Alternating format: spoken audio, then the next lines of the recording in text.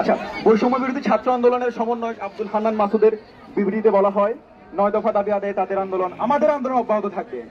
আমাদের 9 দফা দাবিগুলো হলো, প্রধানমন্ত্রী শেখ হাসিনাকে ছাত্র হত্যার দায় নিয়ে জাতির কাছে প্রকাশ্যে ক্ষমা চাইতে হবে।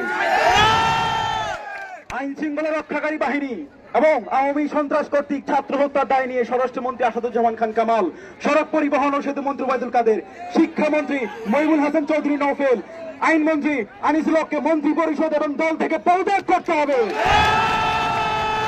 ঢাকা সহ যত জায়গায় আমাদের ভাইরা শহীদ হয়েছে সেখানকার ডিআইজি, পুলিশ কমিশনার, পুলিশ সুপারদের চাকরি হতে বরখাস্ত করতে হবে। ঢাকা বিশ্ববিদ্যালয়, জাহাঙ্গীরনগর বিশ্ববিদ্যালয়, রাজশাহী বিশ্ববিদ্যালয় সহ যে সকল বিশ্ববিদ্যালয় আমাদের ভাইদের উপর হামলা হয়েছে, ডিসি এবং প্রক্টরকে অবিলম্বে পদত্যাগ করতে হবে।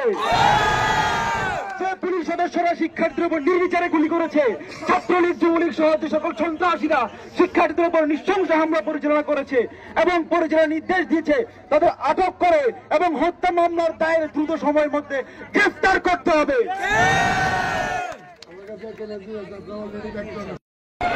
নোয়াখালী বিজ্ঞান ও প্রযুক্তি বিশ্ববিদ্যালয়ের